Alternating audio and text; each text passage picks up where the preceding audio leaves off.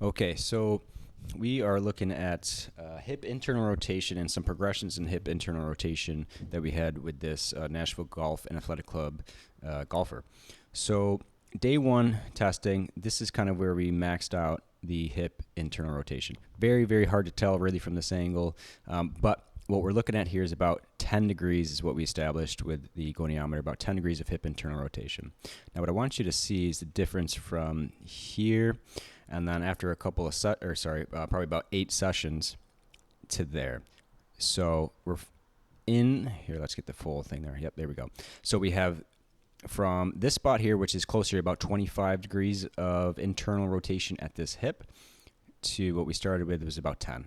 So hopefully you can see that there. The differences. So that is, again, about a 15-degree shift in access to internal rotation. This is also being measured actively, so this is him doing it himself, where before I was measuring passively. So if we were to remeasure this passively, it would probably bump up pretty close to that 30-degree mark, which is where we want it. TPI, Titleist Performance Institute, we're looking for about 30 degrees of hip internal rotation for golfers.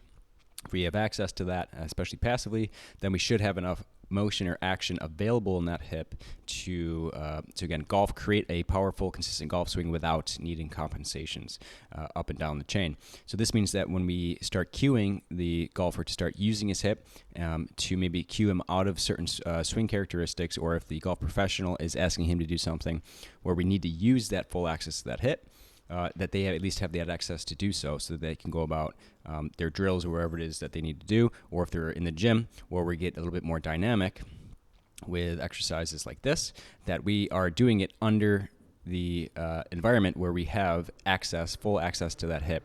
So now instead of moving this hip in like an open chain pattern like we were testing, we plant that foot and we create a closed chain, but we're still expecting internal rotation, external rotation to happen at these hips. It's just now more in a dynamic kind of force production, force absorption environment. So on this hip, this is his backside hip, his right hip, he's a righty golfer. So it's that backswing where we're looking, can he get into and kind of coil into that hip? And we need, with a planted foot here, this pelvis to rotate on this femur, creating what is internal rotation at that hip. Right, and so this is a much later progression down the line of treatment, beyond hands-on stuff, beyond the chiropractic adjustments and soft tissue stuff, beyond the initial stages of mobility and different orientation work we do at the pelvis and the rib cage, where we start to really incorporate this. And this is one that I really love, this single leg in front, side-to-side kettlebell swing, where it's kind of subtle, but you can see in this closed chain all the rotation happening at these joints, from inversion and eversion at that ankle and foot joint to internal external rotation at the tibia, and the same thing here at the hip.